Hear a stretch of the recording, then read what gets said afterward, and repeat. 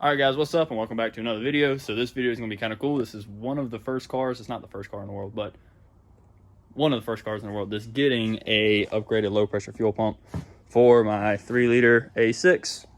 This is a stock hat and stuff for a C7, but this one has a 525 pump. Oh, these are magnetic. Has a 525 Walbro pump, also referred to as a Hellcat pump. That is what you would call like side strap to it. And it's going to be hooked to a hob switch, so it's going to take boost pressure reading. Once it sees a certain boost pressure amount, it's going to tell that hob switch to open and cut that pump on and flow more fuel. Isn't 100% needed yet for these cars, but like once you start being able to push these cars just a little farther, you're going to need it. Right now my low pressure fuel pump is sitting at like 80-ish% duty cycle, and the rule in fuel pumps is if that's getting kind of close, you don't want to ever max a fuel pump out like that. If your fuel pumps are ever at like 90, 95, 100% duty cycle, you got to upgrade the fuel pump.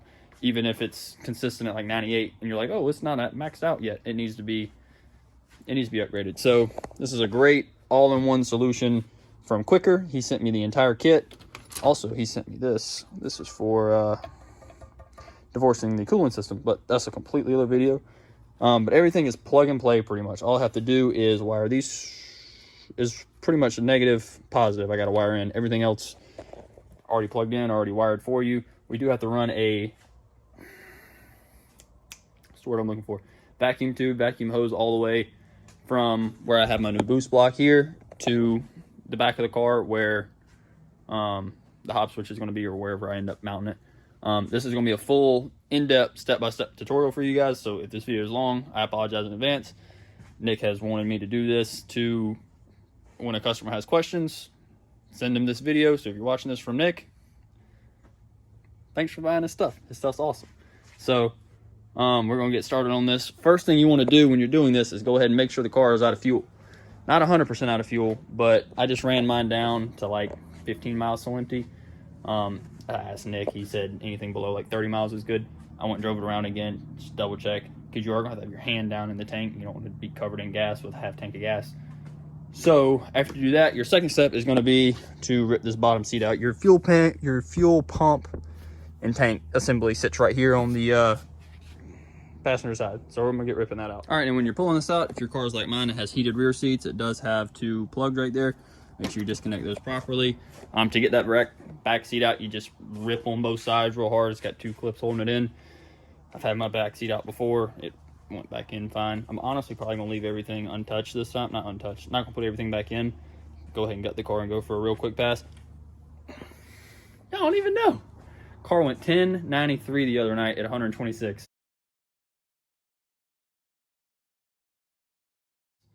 On the street, full weight on an E45 dual pulley methanol header. You know the deal with the car.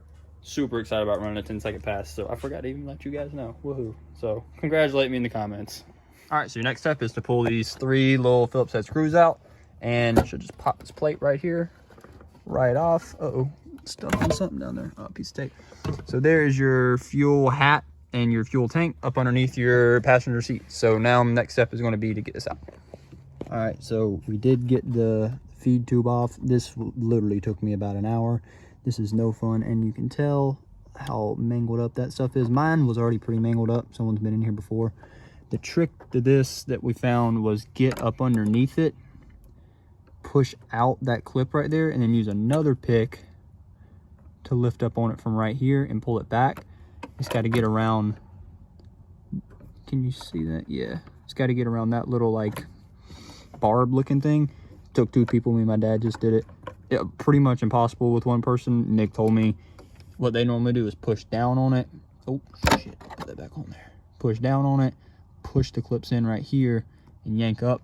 Problem with mine was it was already mangled up. Someone's been in here before, so that would not work. So we had to get creative with like 4 picks. So now the next step is to pull the stock hat out and go from there. All right, guys, so your next step is to get your hammer and your beating screwdriver, and to beat this ring counterclockwise. I just went ahead and did it.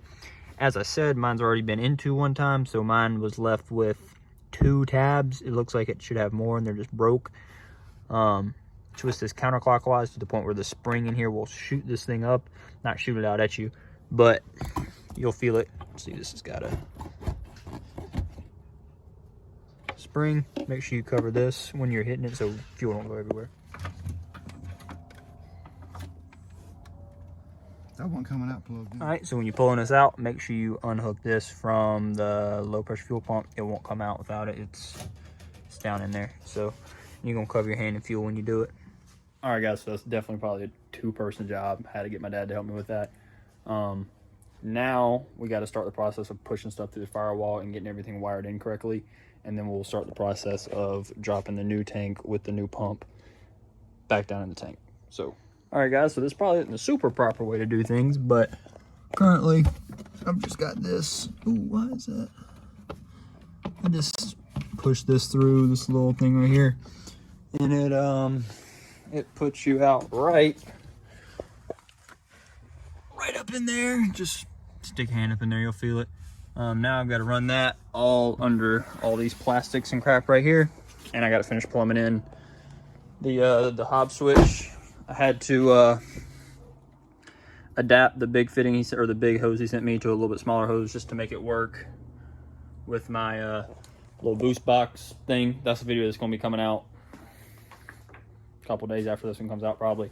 It's already shot and done. I just got to upload it. But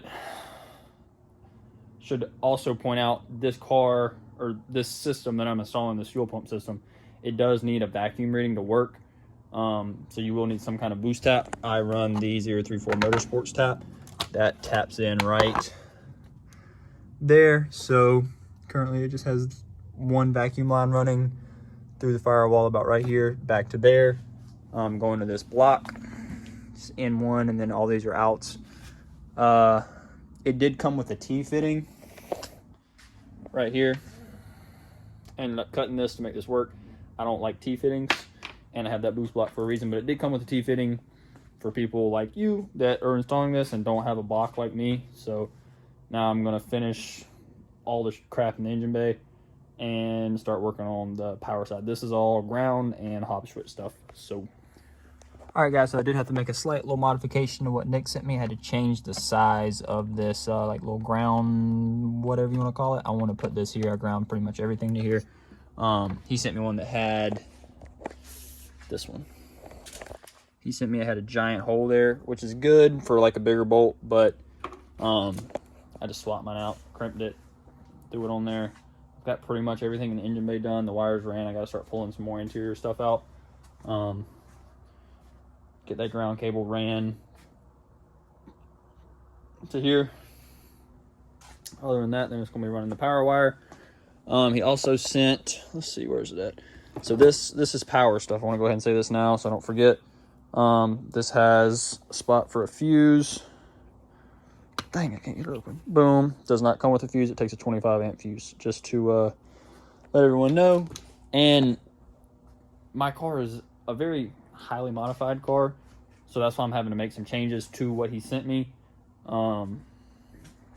If this was going on a bone stock car, no way you would, but it the kit should work perfectly. He built this off of some cars that he's working on in the shop.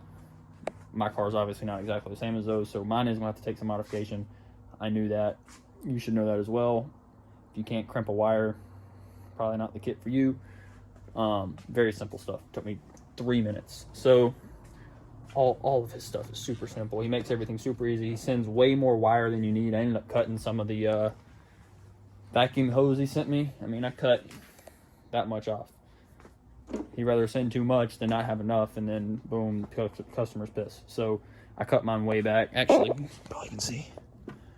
Mine got cut way on back. I need to cut this one still. This is all going to sit tucked up underneath my little plate. This is going to be ran into that block. All right, guys, so it's kind of dark, but I got it wrapped up. You barely can tell that's being snaked through there. Not deep. I didn't get everything wrapped up. I got a lot of it wrapped up. It's pushed through. You can't really even see. That's good. And I have it running along here, all the way through here,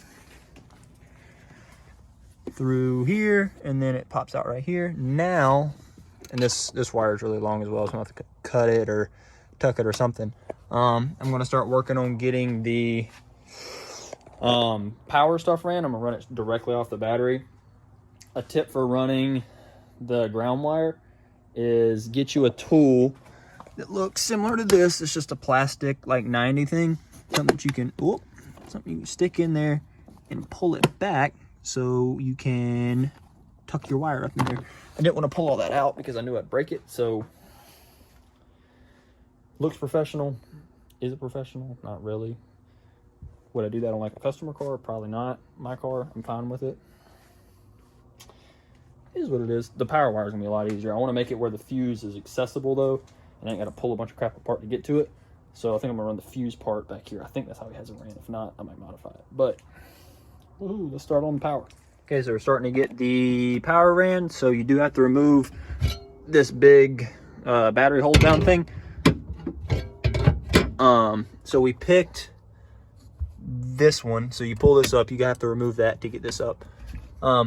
This one right here, just because these two right here will not allow you to run the wire out, and this one is a like hard bolt, so this doesn't unconnect from this. So now this still closes. Now we have to run probably the fuse, something like that right there, and then run this wire up to the pump. So get cracking on that. All right, boom, you barely can even tell us there. It's that red wire right there that goes up underneath that panel and runs through. I do suggest taking that panel right there out to get all that done. And it's pushed through where all these other wires are pushed through, right at the little seat corner there. And now I've got plenty of wire. I have more than enough ground. I'm gonna have to cut the ground and make something work there, but getting close to dropping the tank, or the pump in the tank. All right guys, so it's time for the next step. I got my ground wire cut. You're gonna have to, let's see, oh yeah, perfect view. See that little hole back in there? You have to get a zip tie around that to be able to hang this pump properly. So another thing, the pump has to sit perfectly vertical, as perfectly vertical as you can get it. So I've already got the zip tie through the metal zip tie that it came with. Now I got to make sure everything is straight and tight and blah blah blah. So that is the next task. You are going to get your hands covered in gas, so be careful. All right guys, so I got the Walbro mounted down in there. I'm going to do this really carefully and show you how I did it. You might just need to turn your screen, but very simple. Just ran a zip tie through the little wall inside of there and pulled it as tight as I could. I got to go in there and I'm gonna cut. Honestly, I might not even cut that zip tie. No one's ever going to be in there other than me, and I'll know. Be very careful when you're doing this stuff. I don't know if you can tell, but like my hand's been in gas for a little bit. I have a nice little cut there from a couple days ago.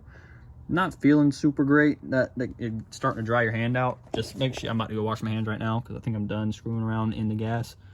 Now all we got left to do is just put the pump down in the tank, the OEM pump, and wire everything in, plug the feed line in. Should be good to go. All right guys, so I got it set down in there all the way. 2 reminders, that plug that we unplugged that from the stock pump, that won't come out because of that. Make sure you plug that back in, and also make sure you put the gasket back in there or before you completely seal it up. The problem I'm having right now is this seems like it's too big, but I just measured it and it's exactly the same as the stock one, so it'll go somehow. I just got to figure out how it go. So now you're just gonna reinstall everything in reverse order. So clip this on. Oh, first put your ring on all the way. It's gonna sit down in there. You can twist it a little bit and then take your hammer and your screwdriver and kind of beat it another couple degrees. Then plug these two back in, plug this back in. It's not going anywhere.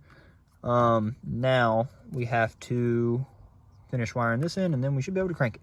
All right guys, I would be lying to you if I told you this was the first start. So this is the second start. I just cranked to make sure it would crank. Works. It was at this moment that he knew he fucked up.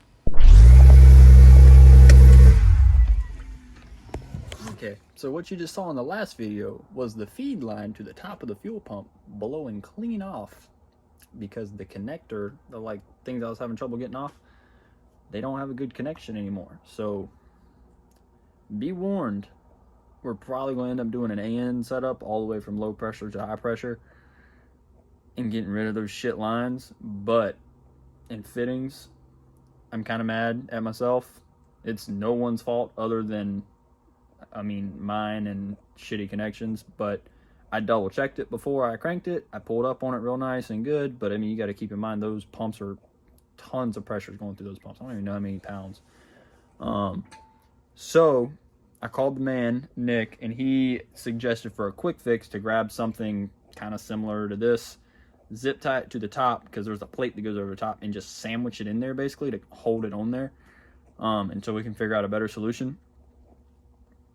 Not ideal in the slightest. He said that's happened to him on one other car, and this was the solution they came up with. His car, his 4OT swap A7, has AN lines all the way from the front to the back, which is what I want to do. You cannot replace that fitting on there because it's built into the line, and there's no break in that fuel line from there all the way to the high pressure. It's all one big, like, 10-foot hose. So currently I'm going to try to give her a little quick fix and hope to God it don't blow off again, because this time if it blows off, I'm not going to really, I mean, I don't know because I'll hear it, but it ain't going to be as prominent as last time because it's going to be covered by that plate. Bad news of that is fuel went all over the back of the car. Fuel's pretty easy to clean up. Hope it didn't stain anything too bad. If it did, it's a good time to swap a red interior into it like I've been wanting to do. But dude, that scared the crap out of me when that happened. I had the fire. Dude, look, hold on. I was prepared, don't you worry. I had that fire extinguisher ready to go, boy. Oh, I ain't burning the shop down tonight. Whatever. Shit happens. Live and you learn. This is the reason I'm making this video, is so that does not happen to you, and that happens to people like me. So I'm gonna try to figure something out here and then update you in a little bit. All right, guys, so we're back. It's been a couple days. So we got some more parts in from my boy Nick. Had the issue the other night. I think I already explained. The old stock line will not hold itself on to the new pump. I think it's the line's fault, not the pump's fault. I know it's the line's fault, not the pump's fault. So we're going to do dash 6 fittings and PTFE lines all the way from the front to the back. This has never been done on a 3-liter. It's been done on a couple of the 4-liter cars. So don't think I have to do any tuning for it. But I walk up to the shop today to find this lovely crap here. So I get to buy a new tire. Love that for us. So I'm gonna pulling this old line out. Nick said it's not very fun to do, and try to get it out in one piece just in case you ever have to reuse it. We gonna get cracking. This is not gonna be fun at all, but we got to do it because the other line is messed up. So he sent me this. We got this. We've got this 6AN to 6AN for the front up here to be compatible with his fuel line kit for the front, and then we also have this fitting, which is going to clip onto the pump, and this is 6AN out of here, going to here to run it forward. So I'm gonna get cracking pulling this line out and then go from there. All right, so don't hate me, but I'm gonna do this the kind of like not proper way. I'm just gonna cut it. There's no reason to pull the line out. It's not like it's a ton of weight. Just leave it in there. Just cut the, let's flip this around. We're gonna cut it. There's the feed coming through here. Oh, this is kind of awkward, hold on. The feed comes through here. Probably gonna cut it somewhere right in there. It snakes down behind. You have to remove your fender liner, and you also have to remove that little metal piece. It's just 310 mils. Runs all the way through the back, and then it comes up here. So I've already fed this hose through, and it's on the ground. Now I just gotta zip tie it to the existing fuel lines and get it routed up through here to the engine bay. This is actually going to go a lot easier than I thought. There's no reason, tired. No really real reason to pull it out. I mean, Nick told me to pull it out, but just cut it and cap it. Should be good. I mean, I'm gonna cut it with like pipe cutter. I'm not going to use I wouldn't suggest using anything like this. Sparks and gas normally don't mix. I'm just gonna use like a little pipe cutter thing. Just twist it around a couple times, break it off, run the new one up, make it all look pretty. The other thing is I was having issues with this touching the throttle body right there that you actually can see. Oh, nope, you can't see because there's no light on it. Where did I just put the light? You can kind of see there that it was having some issues rubbing the throttle body, so that's good. Now I have plenty of room, and the problem with that is this hard line was oriented in a way that you can't move it. So now that I can put this AN hose wherever I want, So I'm gonna run it a little shorter. I'm probably gonna end up just getting rid of this bracket. I need to figure out how to get it out. I just cut it to get the old thing out. Do that, and I can run this however I want, and I won't have that issue. Then zip tie everything out of the way, make it all look pretty. Good to go. So I'm gonna get it ran. It's very simple. Just look at where the old fuel line is. Put the new fuel line exactly where it's at, or right next to it. So I'll let you know when all this is done, or at least it's plumbed, and then I'll show you how to do a couple more things, and we should be good to go. But all right, guys, so something's missing, and I went down the rabbit trail and pulled the broke headlight out. But we do have it is connected. I got to finish up a few more zip ties, but yeah, I gotta make this here look a little better, and then finish zip tying the rack here, and then run it up through here. But everything underneath the car is probably gonna be too dark under here. You can kind of tell all the way ran. It is I haven't got it connected back here yet. I need to do that. I just left enough room for that to, oh god, you can't see anything, for that to hook right on there. I need to push that AM fitting on there, that push lock. But yeah, all right, so we made a lot of progress. Not really. I just got this fitting on to the pump. Not fun at all. I had to, the fitting that it came with, or like the little plastic push lock thing it came with, was not wanting to properly seal to the thing once it was all installed. So I had to go to Advance and get another one. These are 3/8. I don't even know what you would call those, to be honest with you. But now this thing is, gee, snug. Got the fuel line ran. This is the only way I could think to do this, because I got to still stack some stuff on here, just more precaution, so I don't put fuel everywhere again. But as of right now, technically the car should start if I primed it a couple times, put the stuff back in it. Can't drive tonight because I got a nail in the tire, but whatever, I'll get my spares from work and then get my tire guy to get me a new tire. But man, these tires look so good. Dang, those tires look good. Technically the car should start. I just got to finish buttoning some stuff up, and should be good, I think.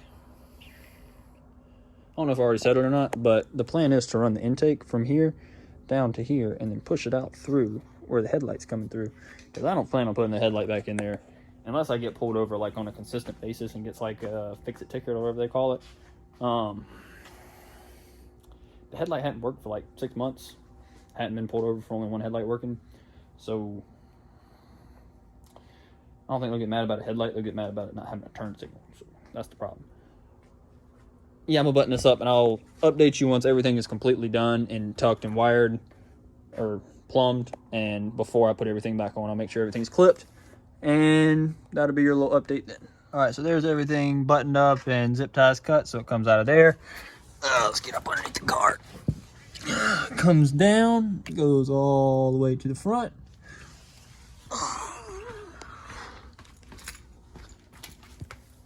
Comes out from up underneath the car, goes back, follows the stock fuel lines. Not packing around, it's got a little too much hose, so I'm going to figure out what I'm going to do with that.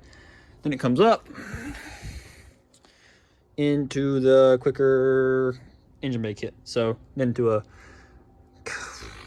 some kind of sensor, I think a GM sensor, into the high pressure fuel pump. So yeah, that is to my knowledge, I'm the first person to do that on a 3-liter C7. Some 4.0 guys have -6 AN lines. Oh yeah, all that stuff is -6 with AN fittings.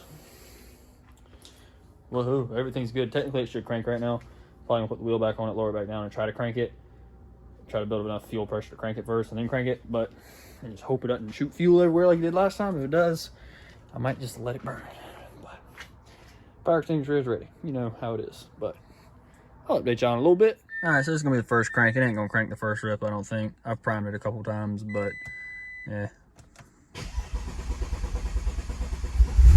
Oh, it did.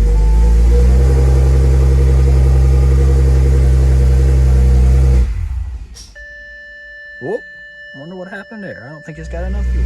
Alright, so I think I got something working here. It's cold, so it's smoking a little bit. Everything is looking good so far. I don't got an intake on it, but no leaks. It struggled a little bit to start at first. I got that thing covered up currently because I ain't getting splashed in the face again with this shit. I don't like it leaking at me. As of right now, we're doing pretty good. All right, guys, so I'm probably going to end it off here. Everything's good. I can't drive it tonight because I have a flat tire. Woohoo. I get some videos up on YouTube and on Instagram and Facebook of ripping on the car. Some 10-second passes in there. Probably, I need to order another tire, but I'm just tempted to order 4 Hoosiers instead and just go with the radial route instead of going back to a hard tire, just a hard sticky tire. You go to a radial compound and see what it'll do. I mean, I'm spinning real bad on these tires. I literally was cutting better 60 foots with my 21-inch wheels with eBay tires over these 18s with sticky tires on them. So really tempted to just go with the Hoosier on it. But I don't know. Well, that's later to come. If you enjoyed this video, drop me a like, comment, sub, all that good stuff. And if you want to buy one of these kits, it's also going to be linked in the description on Quicker's website. Click on my link. It'll take you straight there. Set it up how you want to buy it. Click purchase. It will ship it your way. This was a great plug-and-play kit. Everything was pre-wired. Everything was cut the exact length it needed to be.